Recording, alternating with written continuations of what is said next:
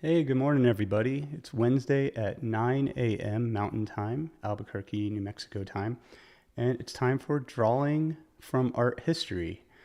Hope you guys have your coffee. I have this week's mug is my Carter Vintage mug, which is a great guitar shop in Nashville. Recommend you guys check it out if you're ever there. And today, thought it'd be really interesting to go back to my past. And in 2003, I had a grant to go study in Italy. It was through the Newington Cropsey Foundation, which is in, let me put up the list here, which is in New York. It's right near, right off sorry guys. Here we go. It's just right off of the Hudson, and it's a foundation based on Jasper Cropsey and his legacy. And so every year back then, they would have an artist kind of take around a painter and a sculptor, and the artist was from Italy, and he would take us all through Italy and show us all the things that we had set up as an itinerary. And one of the places that really kind of blew my mind was the I'm going to always mess this up, Museo dell'Opera del Duomo, which is, I guess, translation is it's the Museum of the Council of the Duomo. So the council they're the ones that hired Brunelleschi to do the dome and do all these types of things. But they had, first off, they have an amazing Donatello wood sculpture of Mary Magdalene, which is incredible, which I might draw also on here. But they also had this sculpture, which is of Michelangelo. So it's a Michelangelo Pietà that he never finished, and it was supposed to top his tomb. And I'm going to go through like some facts and stuff about this sculpture as I sketch it. So feel free to ask any questions in the comments and reactions. We're going to go for just about an hour today. I have an appointment. I'm pretty excited. It's been about 6 months, but I'm getting my sleeve more shaded in before we add color. So I have an appointment at 10:30 at the tattoo shop here in Albuquerque with one of my favorite people and artists, Rudy Lopez. You should all check him out. He's incredible. So we got the iPad set up. We're gonna draw, and feel free to ask any questions. Hey, good morning, Rodney. Where are you guys? So he's coming in from Colorado, which is, we're on the same time zone, which is great. So let me switch it up here to the screen, and I'll throw my little picture up in the corner. And I want these sessions to be about, first off, drawing, right? Composing and sketching, but then also like digging deeper into the art history stuff that I found really inspiring as a student that I hope that you guys will as well. Okay, if I think I can drag this guy in there. There I am. I'm a little postage stamp here in the corner so that I'm not in the way of the sketch. And bring up this. Cool. All the technical stuff. Awesome. So I got my Apple Pencil here that I'm using. It's got I'm using a different type of pen point that you guys can see that you can get on Amazon. I'll have a link for that in the description. It makes a pretty big difference. It's got a little bit more precision to it, the pen point. And I'm using a paper-like finish on my iPad, so it kind of, you'll hear scratching and stuff. I believe it's called Paperlight, or ESR. I'll have a link to that in the description as well. But for what I do here is, I like to explain this in the beginning, is I have different layers set up. I have my image. Last week I didn't have the image on the actual iPad. I had the image through the software that I use. And so today, I decided, because I wanted to draw actually on that image last week to kind of demonstrate some things, and I couldn't because it was on the computer versus the iPad. So this week I put it on the iPad. We're learning as we go. And so that's on its own layer right there. And then I have a layer that is the background. So this, I took a whole bunch of high-res photos of end papers of old books that I had, old art books and just old like poetry books and all this other stuff. And I thought they were really cool textures. And I created a whole texture pack for myself for textured paper that actually could look like it's somewhat like a real drawing, which I think is fun. And then so I have that as a complete image that I do not draw on as well. So then I do another layer, which is not the layer that has the image and not the layer that has the paper texture on it. that I can draw into and erase into, and that's where I'll be doing pretty much the whole sketch on one layer. I might shade in with another layer, but then I usually merge them at the end and futz around with them. And this is kind of just a quick way to do some sketching and talk about proportions and angles and things that I'm thinking about as I'm doing the drawings. And I see we got, hey Jeff, how's it going? Hey Renee, good morning guys. Oh, from The Hague, that's amazing. I think we've talked about that before. I think I will be probably drawing the girl with the pearl earring, which is in the Meredith house, which is in The Hague, the Netherlands. I haven't actually seen the painting there. I used to visit Holland a lot, but I did see the painting when it was traveling, Girl with the Pearl Earring by Vermeer in San Francisco. It was at a show at the De Young Museum. Great. So I love talking about art history. So we have our model here. This is Michelangelo, which is really cool. So as you guys know, Michelangelo was alive from 1475 to 1564. It's really interesting to see the context of how old he was. Think about the Renaissance, and as a kid, I grew up like with Teenage Mutant Ninja Turtles, right? And so you have Donatello, Michelangelo, Raphael, and Leonardo. When really, I think with Donatello was probably 100 years before those guys. And so you have Donatello was kind of really separate from them as a sculptor. And he was more in the time of Ghiberti and Brunelleschi. Understanding the context of the Renaissance is really fun. I'm rereading The Great Lives of Excellent Artists by Vasari right now, Giorgio Vasari. And he kind of filters into this story as well. And I'll talk about that a little later. So this is cool because why I chose this piece is it inspired me when I was an art student in 2003 traveling through Italy, sat there and drew it. And then I as I saw other friends of mine that had trips to Italy, other artist friends, I noticed that they actually were also stopping at this sculpture and drawing it. So I feel like this is almost a rites of passage for artists to sketch this Michelangelo sculpture at that museum. That's right, I believe, and I haven't been to Florence in like 10 years. I believe it's like right across the street, essentially from the Duomo.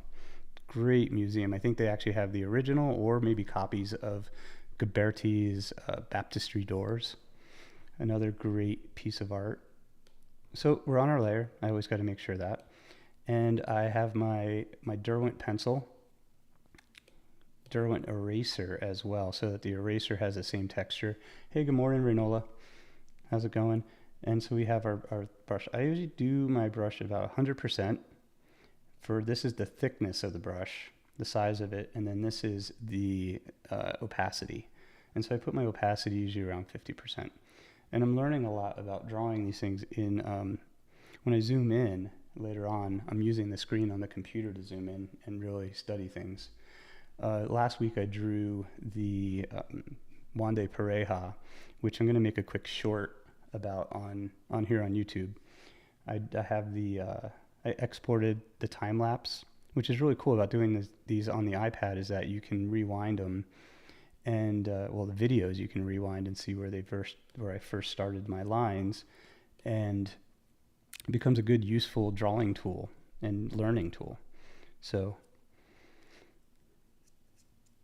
coming in here, thinking just really quick, composing just long lines here of rhythm, thinking about where things are going to be set on our page, right?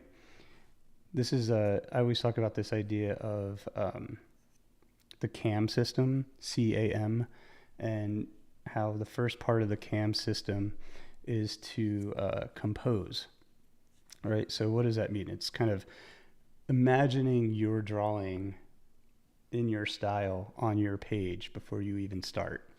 And by doing that, you kind of figure out where the top of the head is going to be, where the shoulder is going to be. I'm drawing the top shoulder right now, how this edge is going to come in, where's this head going to be. And that way you kind of conform your proportions in a loose way to you're not going to outgrow the surface that you're painting on. You're kind of planning it a little bit.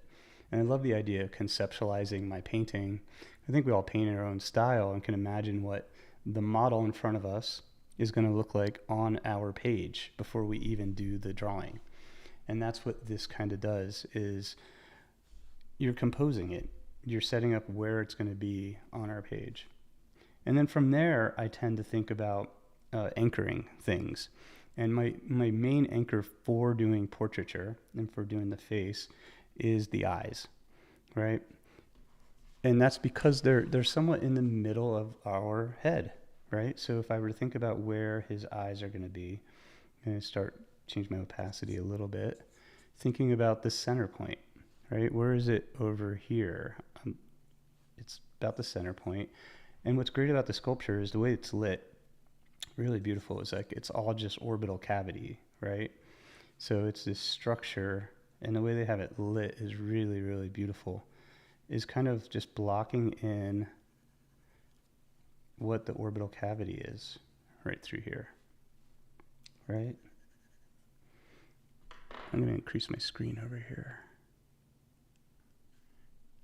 That's better. So thinking about where is this shape and where does it relate to this shape within the structure of the face? And then I just simplify what's going on in the orbital cavity through here. Right? It might be right and that might be wrong, but we've set our anchor point. So now everything is going to flow from that anchor point, from where the brow would be, what the length of where the nose is going to be, mouth, and these are all just guesstimates, right? But they're all linked to where our orbital cavity is set up.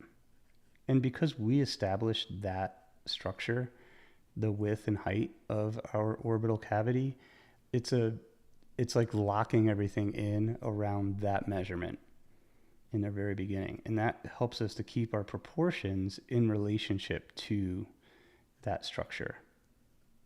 Now, the shape of it can change, the value of it can change, not drastically, because we kind of want to, we definitely know where they're from here to here, is this height and this width, and the shape, essentially basic shape, is what we're going to use to develop what's going on where the nose comes in, right? Where the bottom of the nose is going to be. People on one of my videos didn't quite understand what I meant underplane of the nose. And so what I mean by that is, I'm going to show you guys just on this guy next to us. So, excuse me, over here on Michelangelo, our underplane is really, I'll zoom in, right here. So we have this whole area of the nose is all in cast shadow, where for the most part, you don't even need to paint that in. You can keep that really basic. And so we want to think about how once we get this shape in, right, and this shape kind of established, and these can change, there can be more subtlety on these edges, then we make that jump from here to here, and then we find out what that width is. You know, where this comes in, where these edges come in. And it just makes it so much easier to understand the simplicity of what it is we're seeing. And so there's a clear divide between that part of the nose, where there's the light side, which is the top part of the nose, light, and then the underplane, which is dark. I hope that makes sense. I'm going to erase away a little bit of that because this is my model here. Yeah.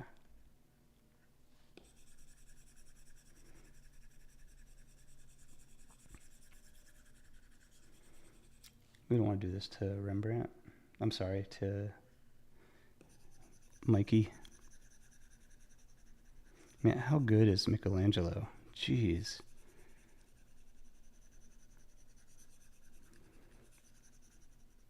So what's also interesting about this, so we'll talk a little bit about Michelangelo, right? Do you guys know where he was born? Wasn't born in Florence. He was actually born outside of Florence in Caprese, right? Just like the salad. It's a town that's near Arezzo, Italy. And he was, however, raised in Florence. And his first, it's really cool because I love, there's a cycle of paintings by one of Michelangelo's teachers in Santa Maria Novella, I believe. And he studied with Domenico Ghirlandaio, pretty incredible painter. And there's stories about how, he was young and got his nose broken by one of Ghirlandaio's assistants, who was also working on the, I think actually on that piece in, oh shoot, I am on super, super dark. Hey Joy, how's it going? Thanks for showing up. I went really dark on that, so I didn't change my opacity here on my sketch. So changing that opacity on that side, and then thinking, and so we can see, which is kind of neat, because this is Nicodemus that we're drawing right now, but this is a self-portrait of Michelangelo, and so you don't see him do. I don't think he's ever done any self-portraits except for this one, which makes this piece really valuable, historic. What's the width here of his head? It's kind of peeking through the hood, which is really interesting. Thinking about that shape under the nose and how we're linking that like we showed you guys. We have the nasolabial folds here, which always come to the top of the nostril. Simplify that shape. Still feel like I'm getting a little too dark. And then the distance between the top of the nose and the mouth, at least the shadow of the mouth, is pretty small.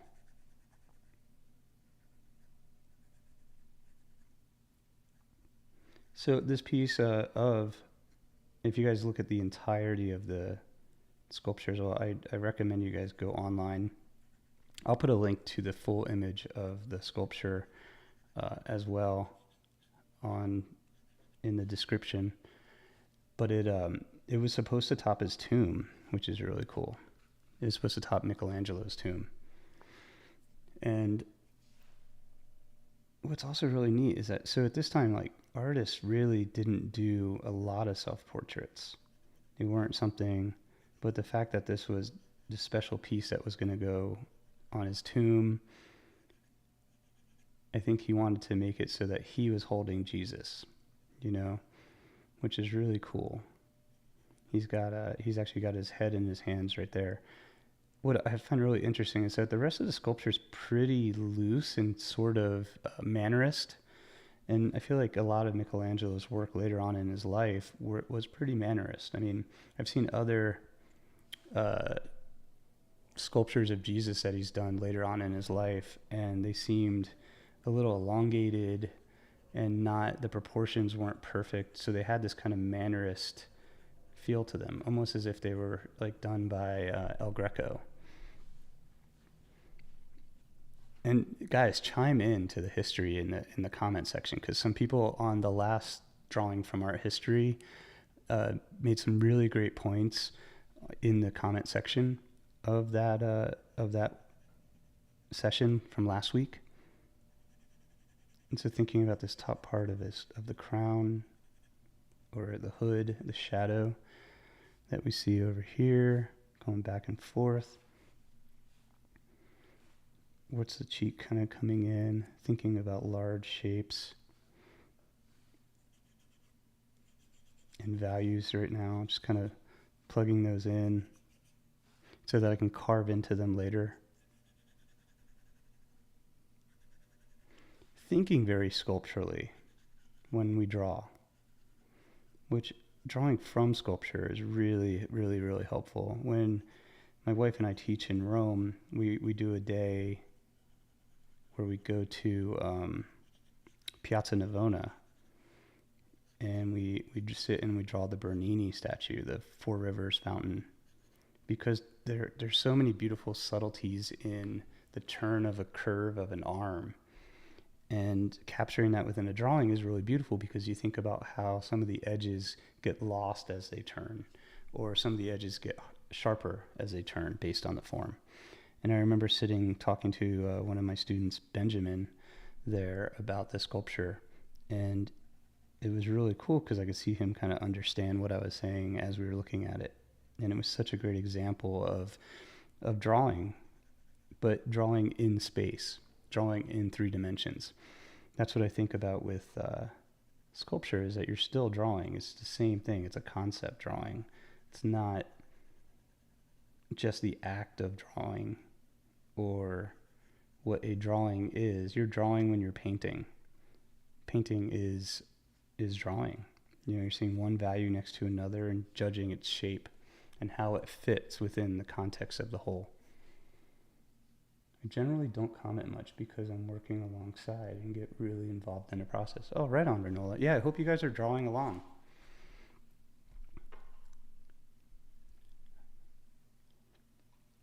I'm going to have some Fresca. Save my voice a little bit.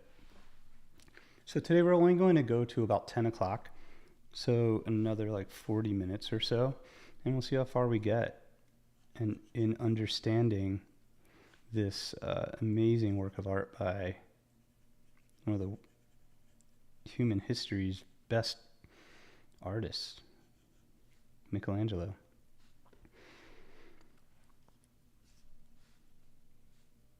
So it was really cool. As we all know, Michelangelo was more than just a sculptor. You know, he also painted, also did grand paintings like the Judgment Day, which is in the Sistine Chapel, and then even the ceiling of the Sistine Chapel, which is really incredible. I definitely recommend you guys go check that out in Rome if you don't mind being yelled at. I just remember every time it gets a little rowdy in there because the volume, they would usually crowd the space with art lovers, that the guards are always like, "Silencio," and they yell it. Danger Island. I'm making an episode for a TV series, and I'm wondering if you'd like to be a voice actor. Me? A voice actor? Sure. Hit me up on my email. I don't know what that means, but that's cool. Thinking about the shoulder and here. And you can see I'm using kind of long lines to find things. And try to get things in a correct spot, but by drawing lines that kind of go through the form as well. What I mean by that is just guidelines. You know who's really amazing at that? I think it's probably a master that's living today that I recommend you guys all check out. His channel and Instagram is Dan Thompson. I love the way Dan Thompson draws. He kind of comes at things, and I got to study him more, but I feel like he just, like this cheek, he just hits it as a line, thinking about that edge.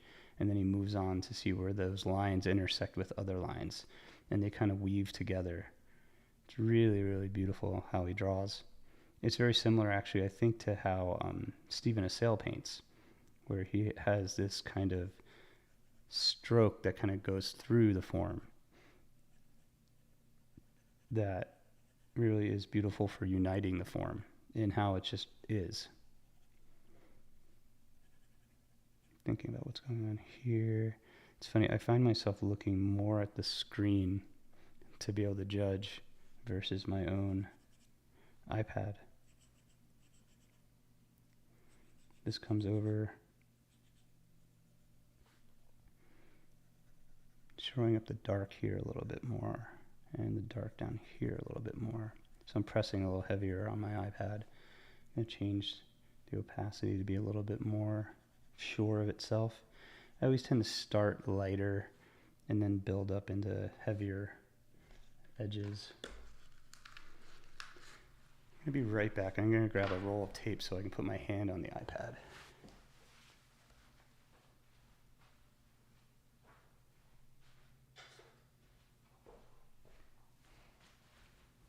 So I've tried gloves and everything, but what I found is that the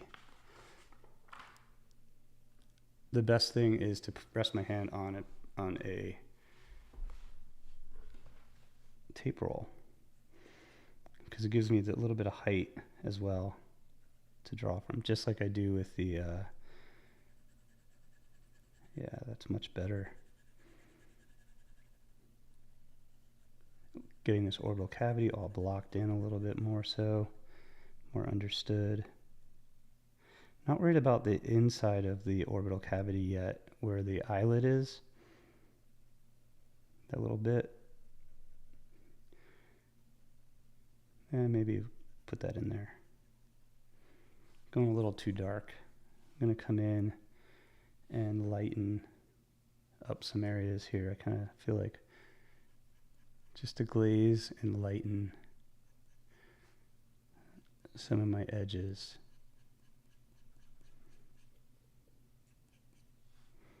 There we go. Now let's go back into that orbital cavity and kind of shape it out. I'm going to move this over. And so Michelangelo also was an architect. I don't know if you guys know that. He did the Dome of St. Peter's as well, heavily influenced by Brunelleschi, who did the dome in Florence. There's a great book by Ross King called Brunelleschi's Dome.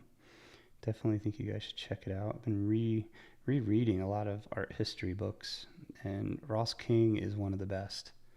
He wrote the baptistry doors, a whole book about the baptistry doors in Florence, as well as thinking about how this comes up and over. Going a little heavy-handed here. Why is it going so dark? I don't have it all the way up.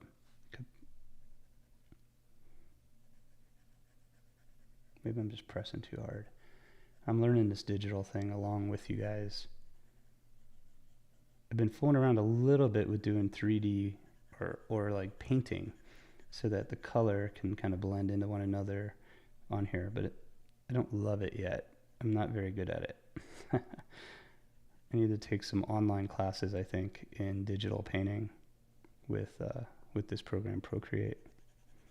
Simplifying what's going up here.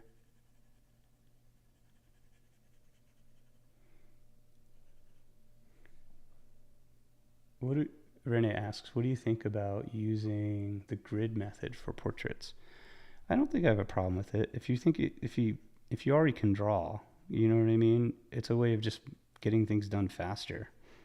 You can grid your drawing up. Sometimes I trace my drawings down. Like I'll do a drawing. I've done drawings on the iPad here that I take and I will print them out to scale. And since I've already done the drawing, I just print it out and trace it down onto a panel. Not a problem. Just it's a faster way of having to redraw the entire drawing again. It takes too long, especially sometimes with commissions and stuff that I'm not really super stoked about. Although I'm doing a commission right now that I'm having a blast at, painting this woman Gloria and her hands. I just posted a video. Was it last week or this week? Last week. No, actually, I think it was on Monday. We're on Wednesday already, of me working on a painting, talking about resting tension lines in her hands. And I didn't use the grid method, though, for that. But yeah, anyway, I ramble a lot. I apologize. It's my ADHD coming through. So what's also really cool to see is what I noticed when I was looking at this painting, this sculpture, when I was in Florence as a student sketching it, is you see his drawing lines, right? You see his movement of the lines that go through. His chisel marks are his lines. It's really cool to see, and how that can inform how we are, right? So let's zoom in again. Oops. And just I'm going to go full opacity. The chisel lines that are just moving with the form. This is how I paint and draw already. And mostly because of looking at this painting or this sculpture. This is why this sculpture means so much to me, is seeing how these chisel lines kind of move with the form, especially here on the cheek. Look at that. It's so valuable, right? To see his thought process, because it's not completely smoothed out and finished. It's really neat. So my wife and I used to teach in Rome. We're teaching in Urbino, Italy now, just because of a little less tourists and a little bit more countryside and more kind of authentic rural Italian culture, which is pretty amazing. But so you understanding the sense of how things are moving, and you can see my little cursor there. Um, Instead of Rome, but the sculpture there's a sculptor that we would work with alongside, essentially this guy Brian um, Booth Craig, and the way he sculpts is very similar, and it's so cool to go in and see him sculpt while we're on break from painting class. Cool, great question, Rene, sorry. Thinking about those movements of what we were just talking about with those chisel lines. There's like a movement through here that are very subtle. And through here.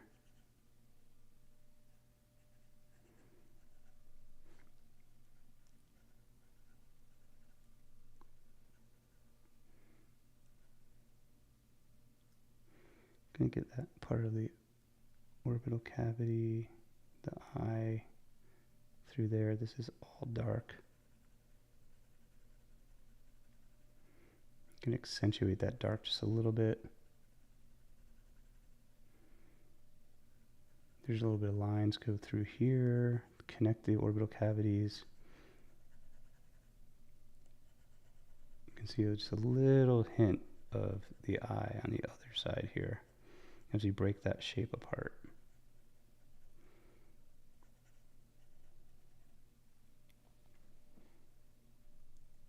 Joy says, I love the idea of drawing sculpture and a concept drawing. And a concept drawing is a great way to describe it. Yeah, no, I think that these long lines of this sculpture and how they kind of unite and they guide you into his face, pretty, just absolutely incredible tool for us to learn from.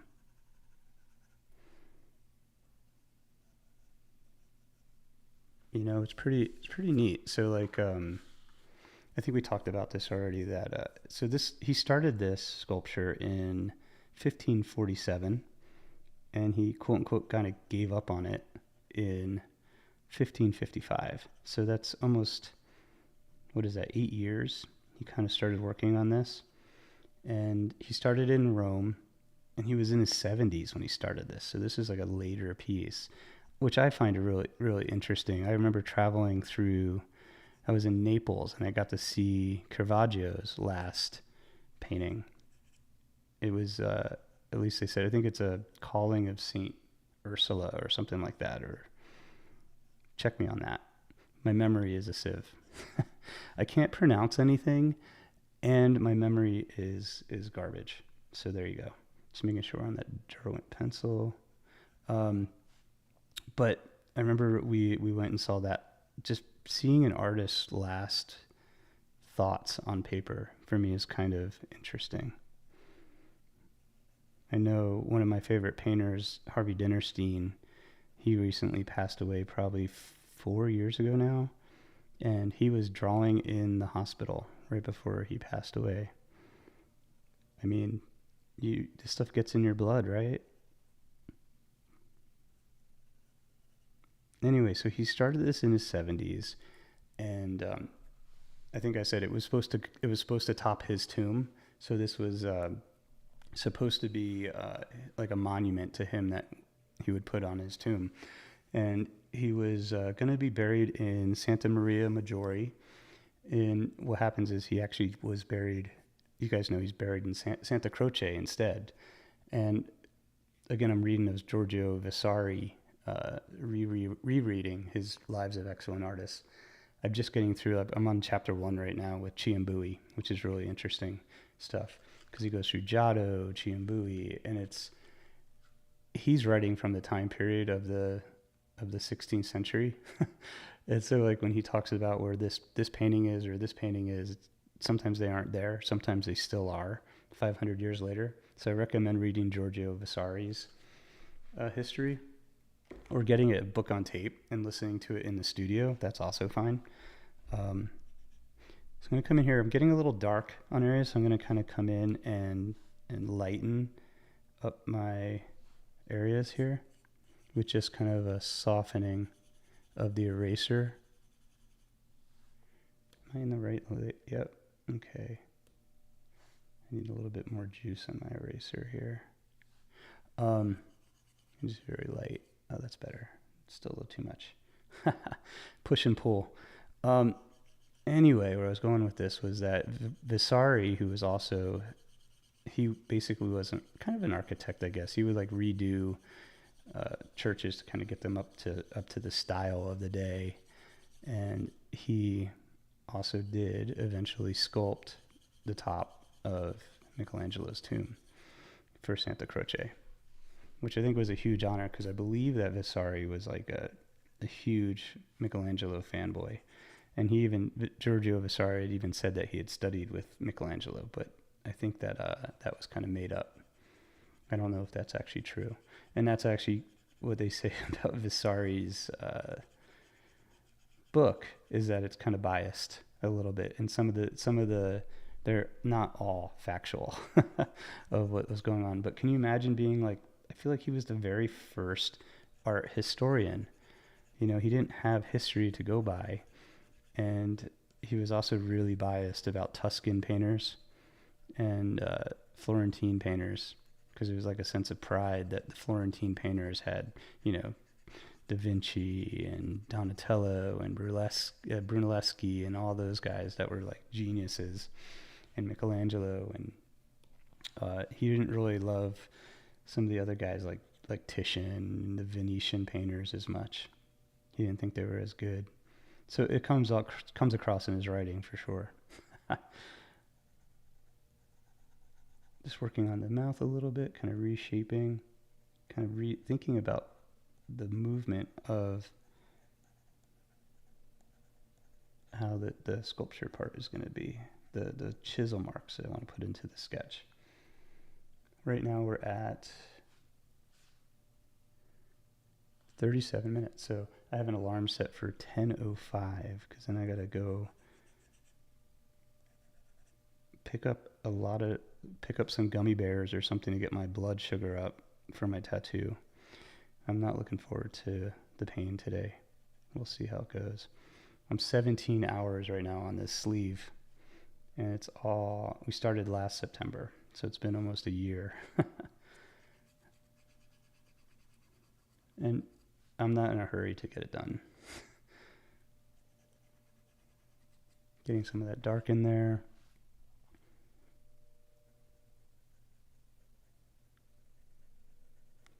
Cool. Anybody have any questions at all? I just remembered why I don't love putting the image on the screen, because when I zoom in now, it's going to be,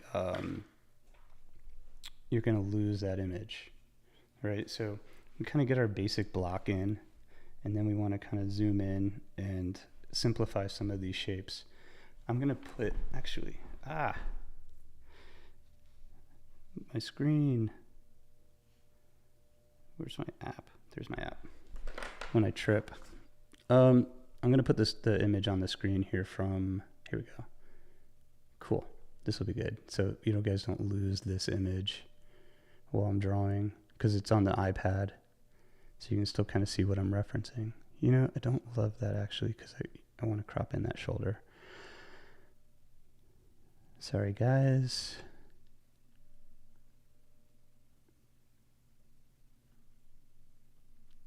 Comments are in the way. Okay, cool. I can do this in 2 seconds. Let's see. Since we're kind of primarily focused on the face. Crop. Save as a PNG.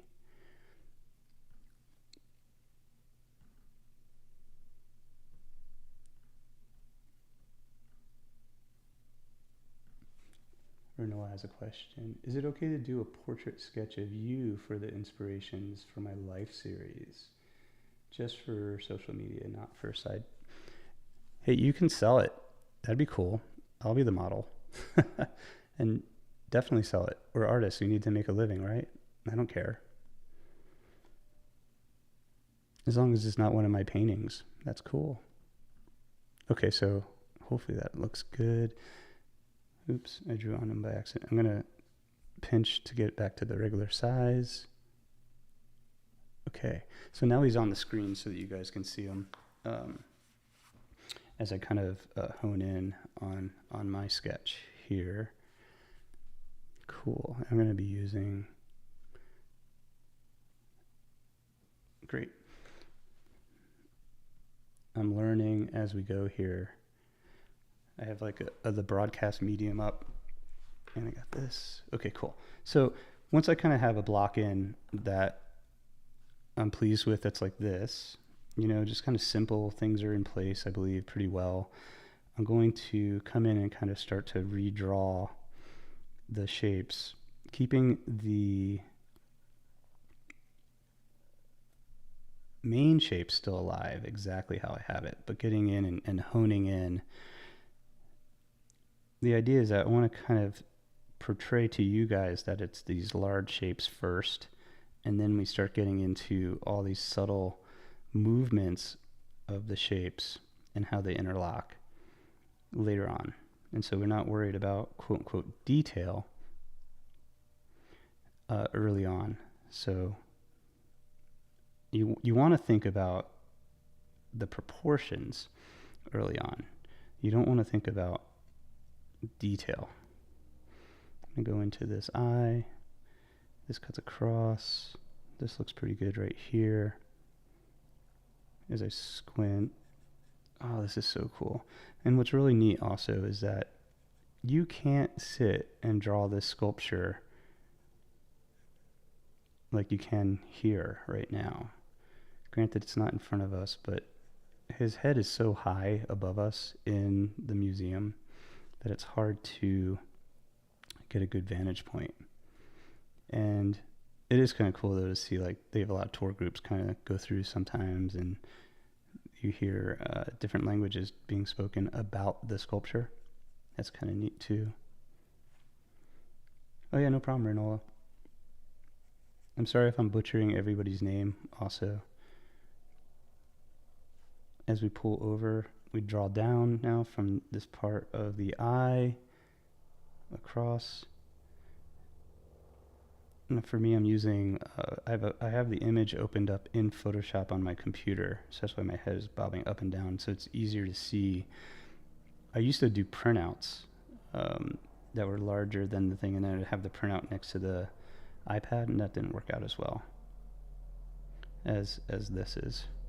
It's much easier to be able to zoom in, zoom out on the screen to be able to see things better. I think in this distance, now I'm in that orbital cavity. One little downfall I definitely know about, and I'm sure someone will comment because they have before in the past when I do drawings on the iPad, is it's hard to see my cursor sometimes, and I apologize for that. I've tried to put it on high contrast to be able to see it as much as possible what I'm working on, or I'm also trying to describe it, the area that I'm working on as well, better for you guys. But I definitely know I hear about all the problems.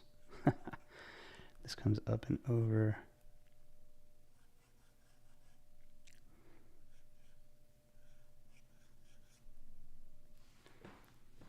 Cool. How are we doing on time here? Cool. We got a good maybe 20 minutes left. This will be great. This cuts across, comes up. What's really neat is that I can sit and do this while watching TV sometimes with the family, because the iPad is all, what's really cool is that the iPad it's lit already. So it's fun to just sit and sketch. I worked on the the One Day Pareja a little bit more after the fact, because I get kind of into these modes where this is like almost a tease, which is when I was in school and I'd only have like a 3-hour pose or something, and I got really into it. I'm like, it's over. It's never coming back. That pose from life, you know. I was always frustrated. So here, and the iPad just saves it, and you can just work on top of it. And it's still, what's also really neat is it kind of does add to the time lapse here. Like I can stop the sketch right here, and we can do video time lapse replay. And so we can see the drawing take place again, which is also great as a YouTube person now, a YouTuber. I can use these for shorts, you know. I don't know if they'll be popular or whatever. I might just do like a 1 minute art history lesson of this sculpture. No, I think that sounds cool. This is stuff I want to see on. The thing is that I would probably give myself a really cool British accent.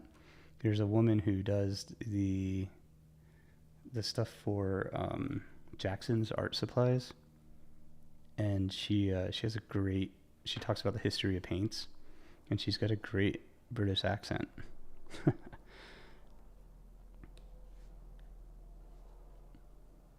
Mine would just be mispronouncing everything.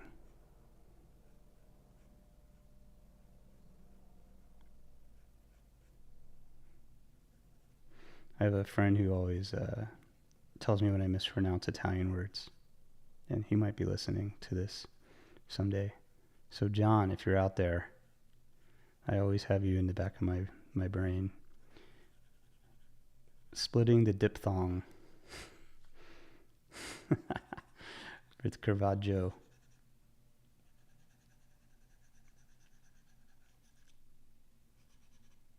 I'm going to come in here and just kind of think about shaping some value over here so I can kind of go over the entire deal here.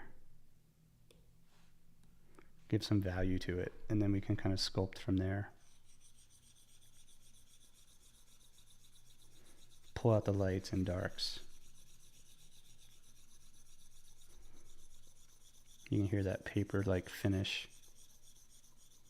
Scraping. You want to hear that scraping. When you paint, you want to hear your scrubbing of putting paint on your canvas or your panel. That tactile scraping is great. It's something that you don't get if you have like a slick screen on the iPad.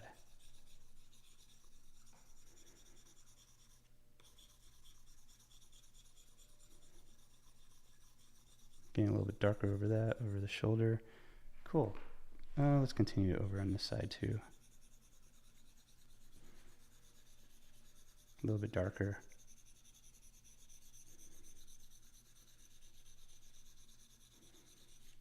Awesome. So I went darker than I should have, but now we're going back into the face. I'm going to use the eraser now to start to make sure I'm on the right layer, still the same layer. And thinking about actually the movement of these chisels.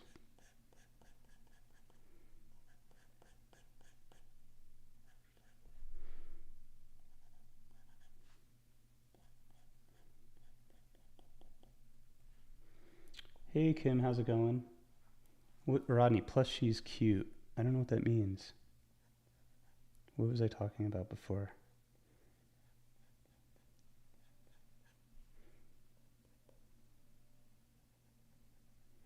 Getting a little patch of light there on the eye, then this little underplane here.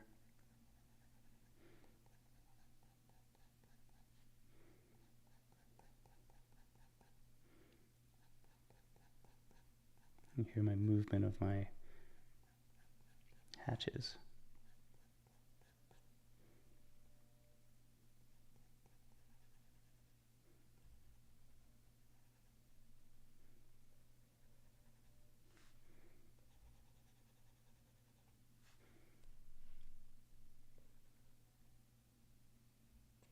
Hey, great to see you, Kim. Thanks for logging on and checking out the live. It's so cool.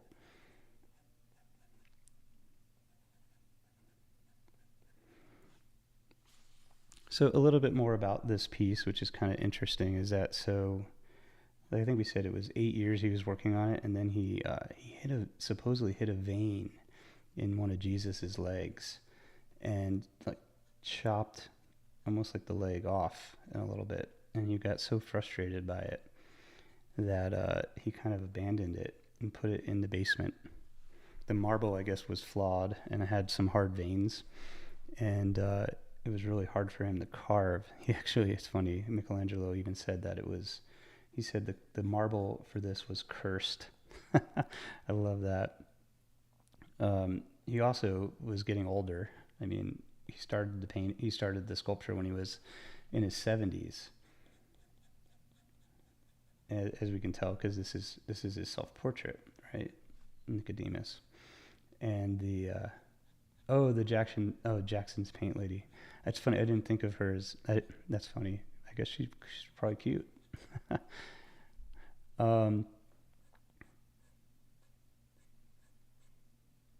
If I could get her to narrate the videos, that would be awesome. Do some voiceover. If anyone knows her, reach out. Jackson's is a great company, though. They're the first company, I think, in the UK to handle Vasari paint.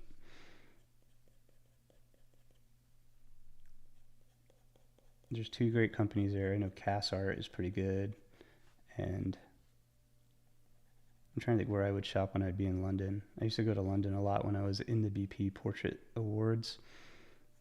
I was in there for 2 years in a row, and would always stop and get a sketchbook. And Cornelison's, can never say it. Again, did my screen just go darker? So just kind of, again, measuring out from the eyes, kind of sculpting out. This is such a cool, definitely recommend you guys draw this. I'm going to have this image available on the Patreon for the Patreon folks to draw in high res. I want to thank everybody over on Patreon. It's such a cool community we're building over there. People, also, if you're on Patreon and you're doing the drawing here, post in the what's on your easel section, and I'll have a look and we can do a little critique or something, or I'll just throw some thoughts at it. We have a what's on your easel chat going with folks.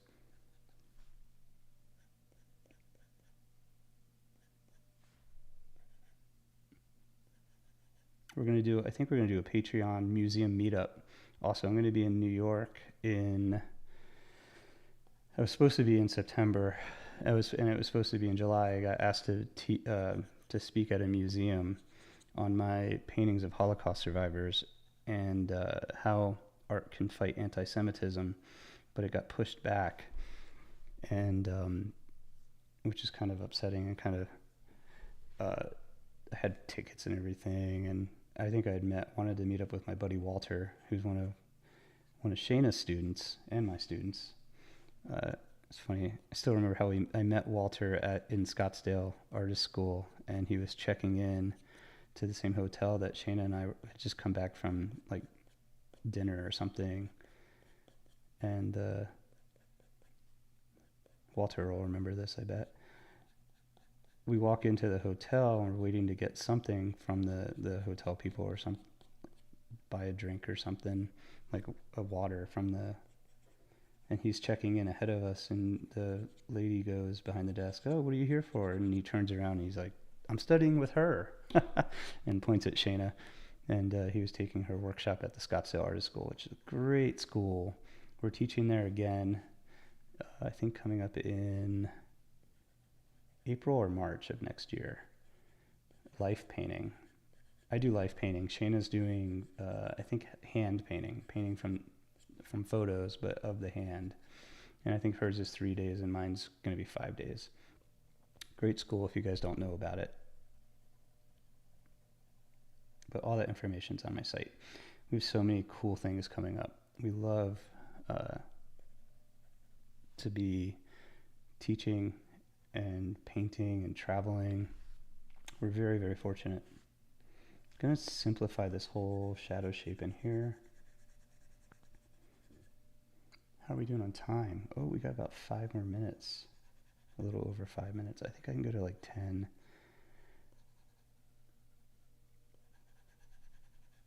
I have to remember to take Tylenol. Supposedly they say Tylenol or Advil if you get a tattoo to help soften the...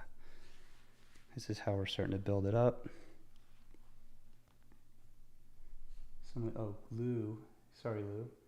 Great demo, David. Just found you recently. I'm a follower of your channel now. Love the Wednesday live ideas. Oh, thanks, Lou. Thanks for being a part of this. This is so cool. I'm having a blast. Oops, I'm drawing instead of erasing here.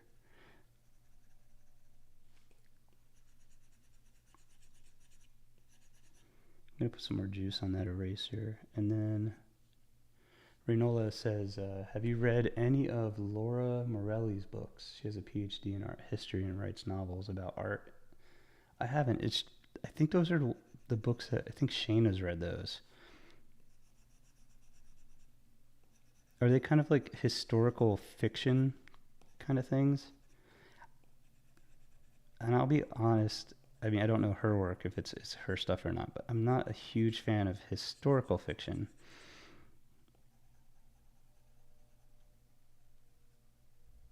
I don't love the fiction part. But I don't see anything wrong with them.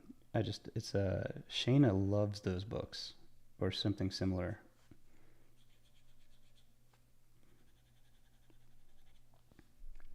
Rodney, are you going to the Met, see John Singer Sargent? I'm enjoying the drawing from History Blog. Oh, thanks. That's the one thing I'm also really frustrated about was I was supposed to.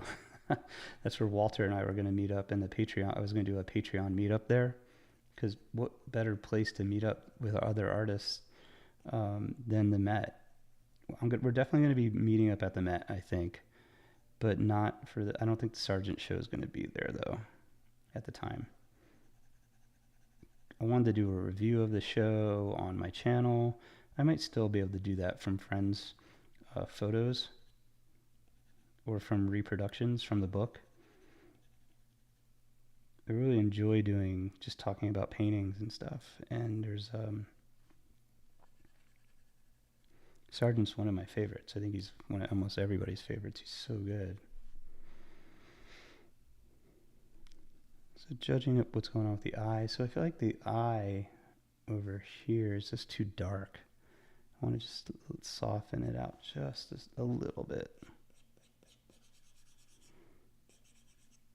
You still see my outlines. I want to kind of, eventually, so I get these block-ins with these outlines, I want to get rid of the outlines and turn those into just one value next to another value.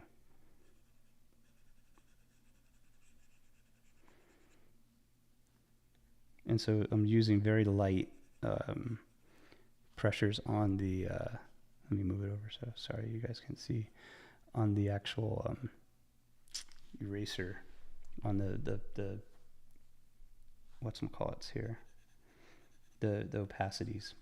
Ugh. Been talking for almost an hour.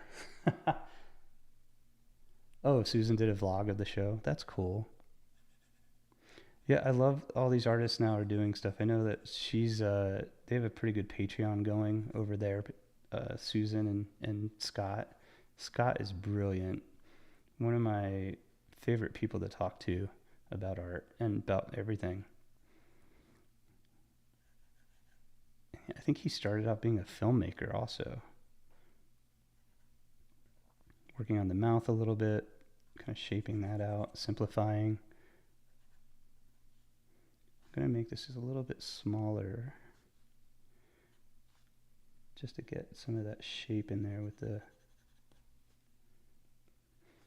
We are kind of living in a great time for representational art, I think. I feel like it's almost not a renaissance, but there's so many different types of representational art and so much different viewpoints, which I think is really important. That is kind of cool.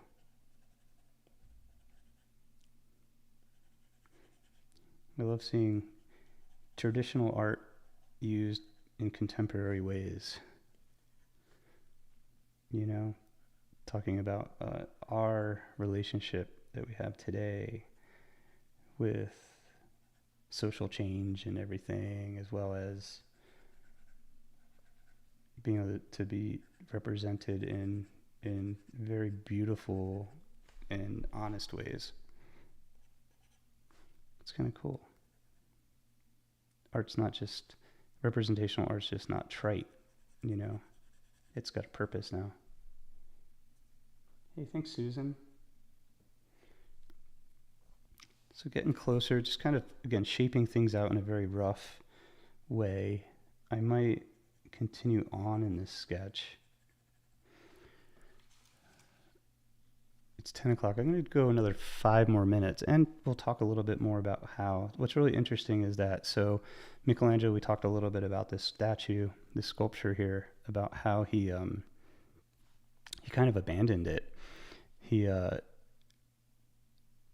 broke, I guess he damaged some of Mary Magdalene with like his chisel, and he's in his 70s again while he's doing this. So this is a self-portrait. And he left it in a place where he had students kind of work on this to kind of get better.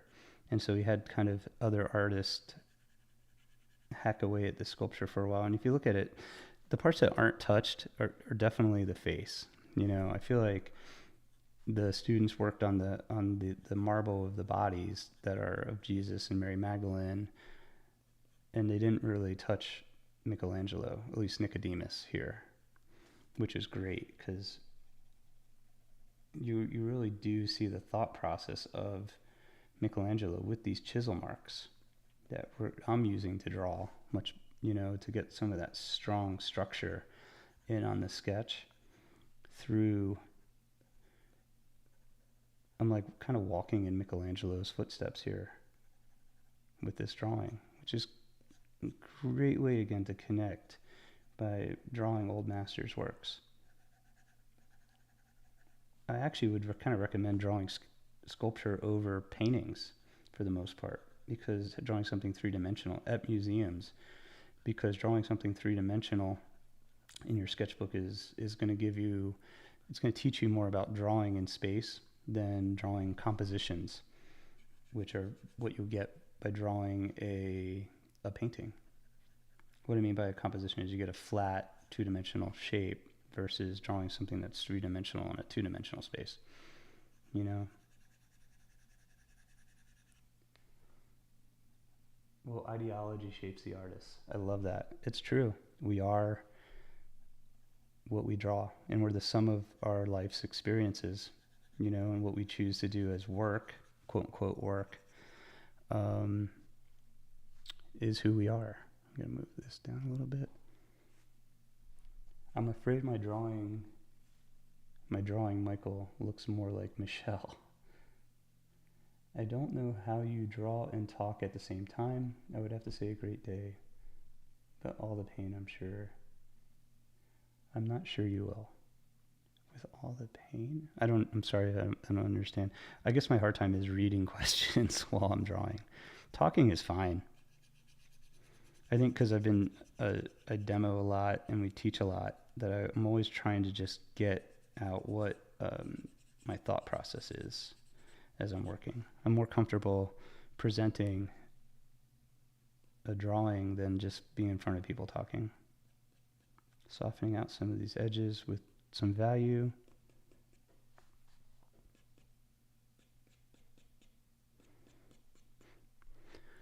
So he abandoned this statue, and how it got to the Museum of the Council of the Duomo is really kind of interesting.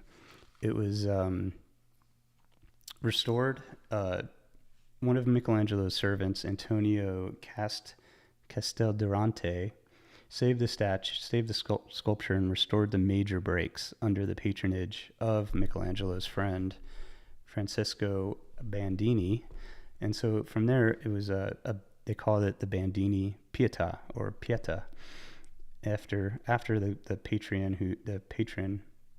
I keep saying Patreon. The patron actually paid for it to be fixed up. Really neat stuff. And it stayed in his family for a while. And it wasn't in 1671, the family actually sold the sculpture to the Medici Grand Dukes of Tuscany. So he sold it to the Medici family. That was my alarm for getting. I think the tattoo shop's only like 10-minute drive. And he sold it to the Medici, right? And so at first it was placed in San Lorenzo in Florence. And then it found its final home in the 18th and 19th centuries. I'll just say this before we get going here. The statue remained linked to the Medici collections, but it was finally installed at the Museo dell'Opera del Duomo in Florence, where it remains today. The museum holds works originally made for the Florence Cathedral complex with the Duomo, but it also preserves major Michelangelo's works as well, tied to Florentine history. So that's why they kind of kept it. And it was a Medici family anyway that kind of, it sounds like they donated it to Tuscany. Kind of cool. Just going to soften out some of these edges. And then I will say goodbye to you guys.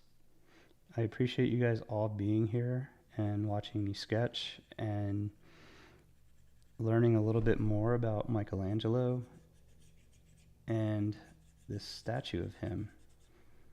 This kind of historic. I'm going to put some more juice on this eraser here. This historic statue of his, which is of him, his self-portrait. Awesome. So I'm going to have the reference that I'm using here over on the Patreon page. If you guys like this content, feel free to like and subscribe to the channel. And I really appreciate everybody that is on Patreon. I don't have a huge following on here that YouTube pays me big bucks. And try to make 3 videos at least a week. And doing a live, so it's taking up a lot of time, but the Patreon folks are really helping out. For like $5 a month, you get access to everything. That's less than, it's around $60 a year, and you get access to everything that I post over there, everything that's going on in my studio, and all that stuff, and all the chats, and you just connect with other artists that are interested in the same things you are, and things that I'm interested in as well. So it's a great community. This is so much fun. I'm like, do I want to go get a tattoo or work on my sleeve when I could just sit here and draw?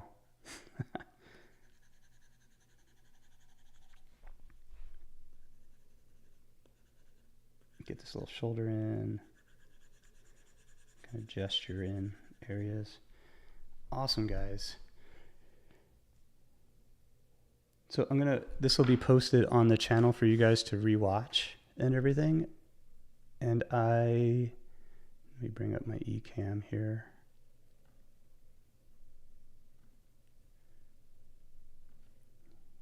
Oops.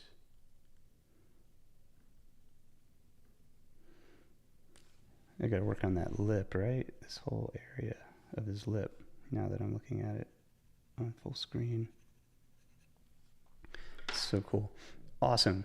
So again, thanks guys.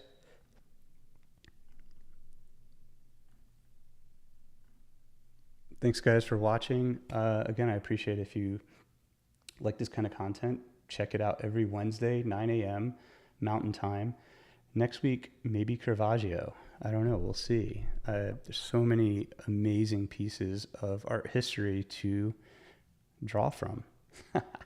I'll see you guys later, and hopefully I'll see you guys on Wednesday, and I'm hoping to have another video out soon on maybe painting hands again, because that was a lot of fun. I did a little lesson on that you guys can check out.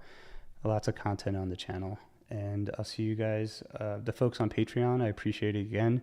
I'm going to have the reference and a time lapse for you guys to check out today, pretty much almost as soon as I get off here. Awesome. Take care, guys, and I'll see you later. Have a good one. How do I turn this off? Finish.